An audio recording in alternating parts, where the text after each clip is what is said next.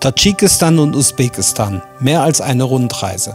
12 Tage, 8 Städte, 3 Seen und das Pamirgebirge. Wir zeigen dir, wie es jeder locker hinkriegen kann. Heute vom Duschanbe zum See Iskandar-Kul im Pfannengebirge, ein Teil des Pamir im Himalaya.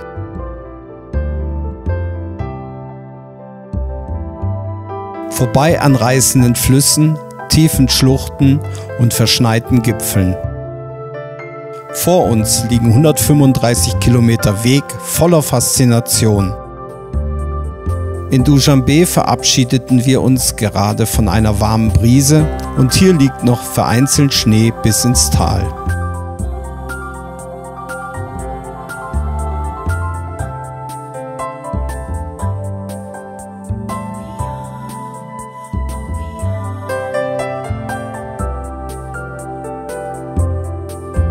Immer wieder durchfahren wir kurze Gletschertunnel, die vor Geröll und Gletscherabrutschen schützen.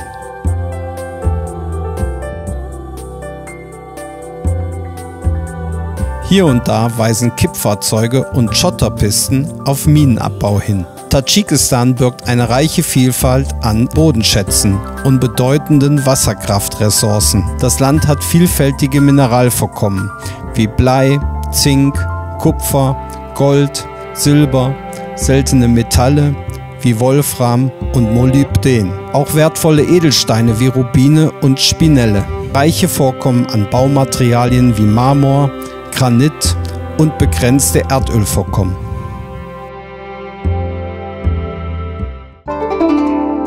Für ein herzhaftes Mittagessen machten wir Halt in einem kleinen Bergdorf.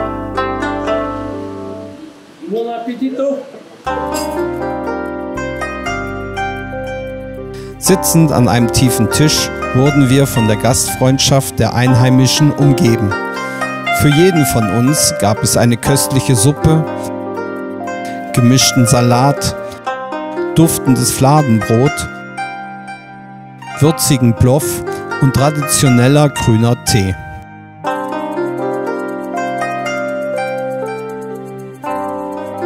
Dieses Essen inmitten atemberaubender Naturkulisse kostet uns insgesamt 12 €.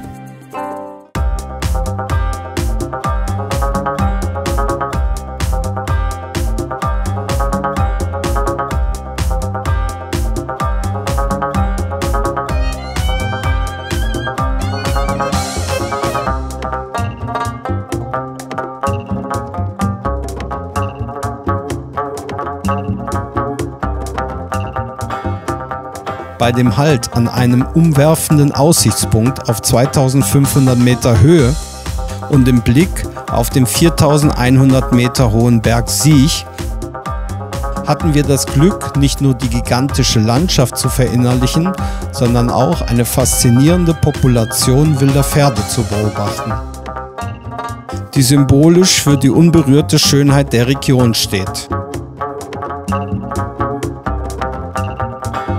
Übersetzt bedeutet Istiklol-Tunnel Unabhängigkeitstunnel. Unserer Meinung nach die eher treffende Variante wäre Unanständigkeitstunnel. Kein Licht, kaputte Wegedecke, stehendes Wasser und das alles ohne funktionierende Belüftung.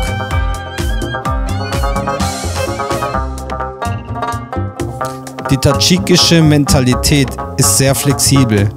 Je nach Situation wird spontan der Rechts- zum Linksverkehr gedreht und es dann einfacher läuft.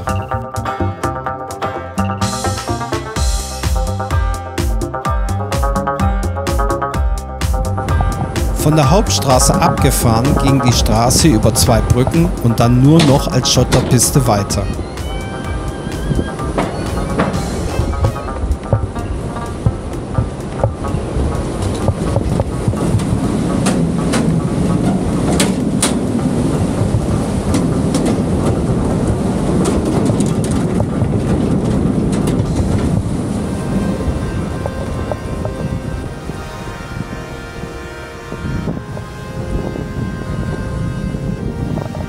Unseren Weg säumten immer wieder hausgroße Findlinge, die uns über die Ewigkeit der Natur und unsere eigene Vergänglichkeit nachdenken ließen.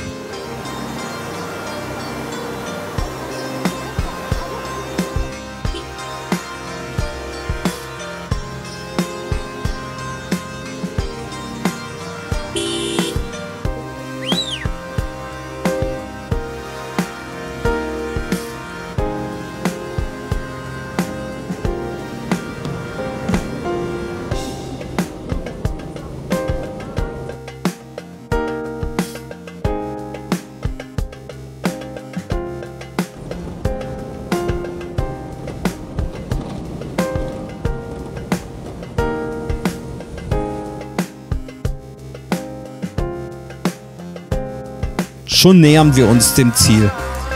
In der Weite glitzert türkis Iskandar-Kul.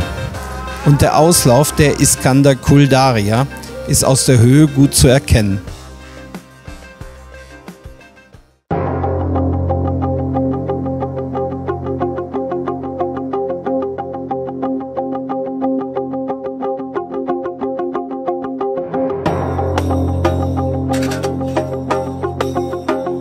Davor aber machen wir einen Abstecher zu dem Niagara-Fall von Pfanngebirge.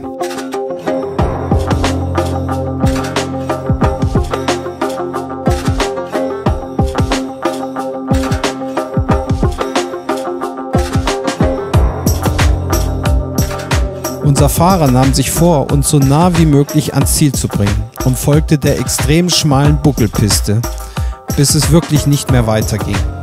Ganz nach dem Motto, der Weg ist das Ziel.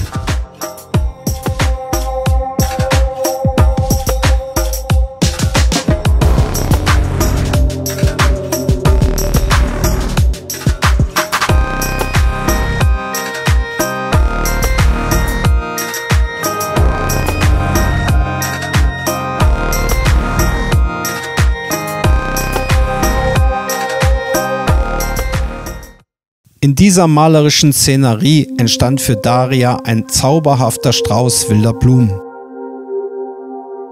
Eine liebevolle Geste unseres Fahrers Said.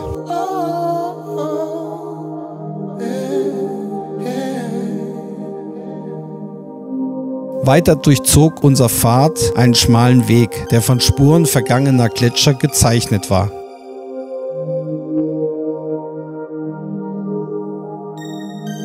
Geröllfelder formten unseren Weg,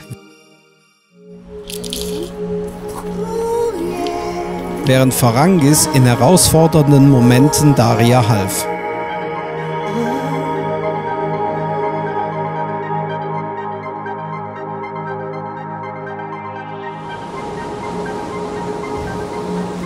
Auf dem Weg entlang des reißenden Flusses Iskandar-Kul Daria trafen wir die stillen Wächter vergangener Zeiten, überdimensionale Findlinge, welche die Landschaft mit einem fast mystischen Charakter durchdrangen.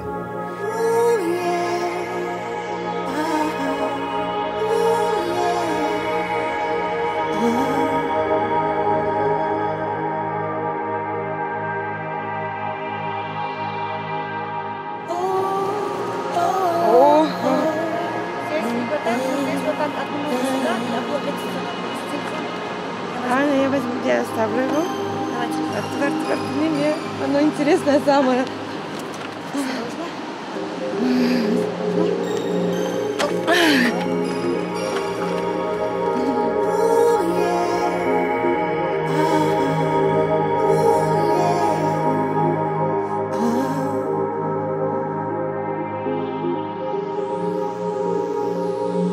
Disteln, Ranunkeln, Ginster, Mohn, Wildrosen, Gräser und Glockenblumen säumten unsere Route. Plötzlich erreichte uns ein kraftvolles Rauschen, begleitet von einer frischen Brise. Am Anfang hieß uns ein stiller Hüter des Wasserfalls willkommen. Ein abgestorbener, jedoch auffällig gegenwärtiger Baumstumpf. In seinem Rücken enthüllte sich vor uns ein kraftvoller Wasserfall.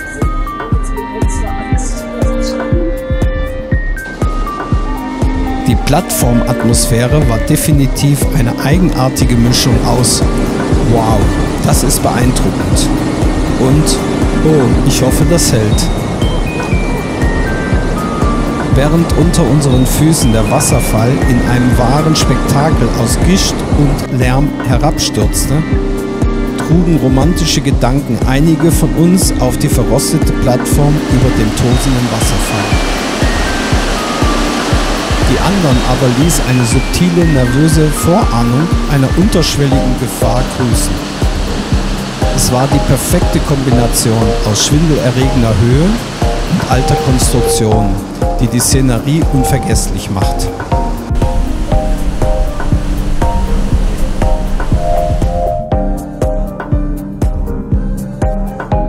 Der Iskandar-Kul-See ist ein Naturwunder in Tadschikistan.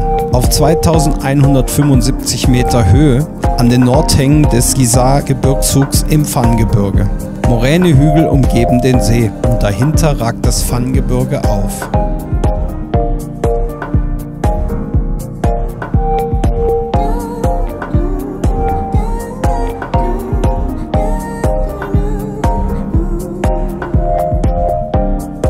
Wir übernachteten im Hotel Tourist direkt am See. Zimmerkosten 50 € die Nacht.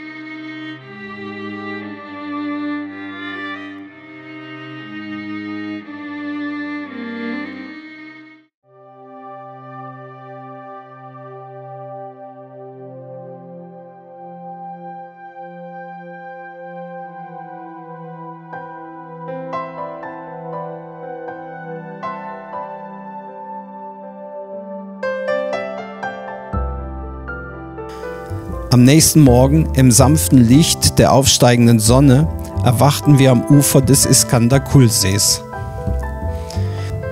Die Welt verweilte noch in einem traumhaften Zustand, während der See die Berge und den Himmel im türkisen Wasser spiegelte. Der Hauch der morgendlichen Kühle vermischte sich mit dem Duft von Erde und frischem Wasser.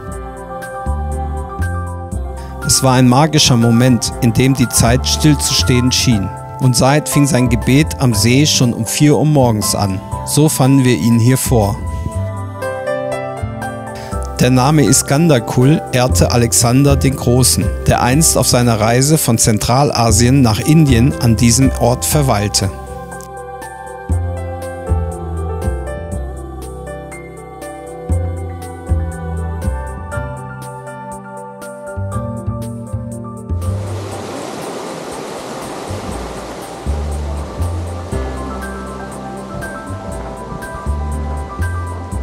Weiter ging es zu der Nachbaranlage. Hier liegt der Preis bei 150 € pro Nacht. Das sind alleinstehende Häuschen.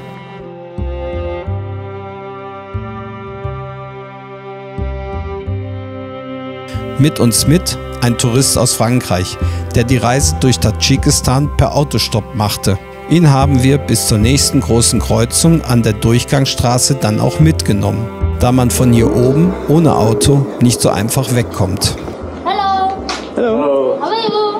Fine, thanks. Very nice.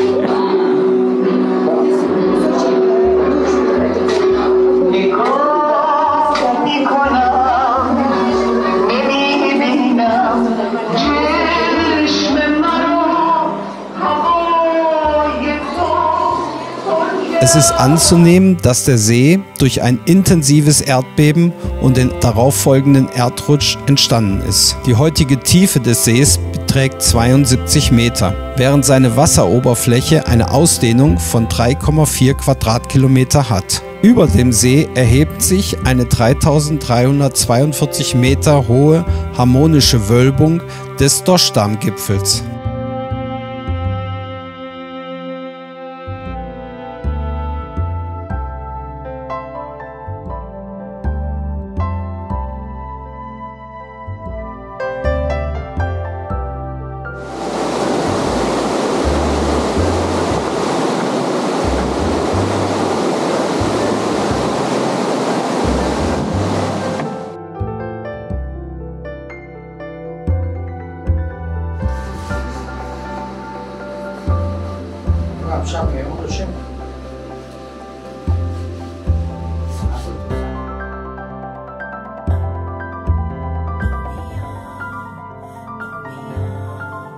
In unmittelbarer Umgebung des Iskandar-Kul-Sees wartet auf uns eine weitere Entdeckung: der Schlangensee. Der Name wurde von vielen Touristen geprägt. Die annahmen, dass in seinen ruhigen Gewässern eine aktive Schlangenwelt zu finden ist. Tatsächlich trifft man hier auf Schlangen, jedoch nicht in größerer Anzahl als anderswo.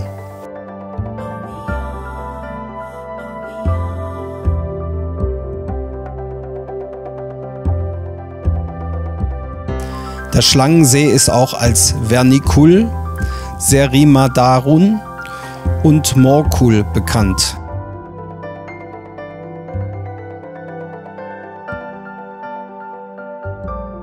Uns beeindruckte nicht nur die schöne Umgebung, sondern auch die hervorragende Qualität des Seewassers.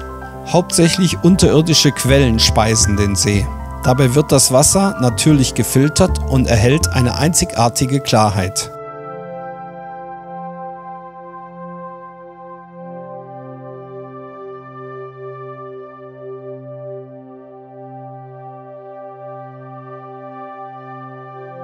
Es ist ein idealer Lebensraum für ein artenreiches Fischvorkommen. Von hier aus genießt man eine idyllische Aussicht auf den nahegelegenen Pappelhain sowie die verträumte Serima-Flussschlucht.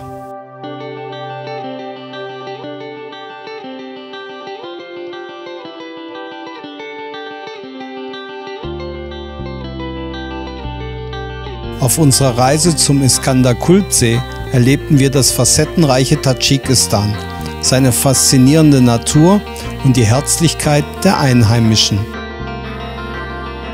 Diese Erfahrung bestärkte uns darin, dass wahre Schönheit sowohl im Ziel als auch im Weg liegt, eine Erkenntnis, die uns nachhaltig begleiten wird.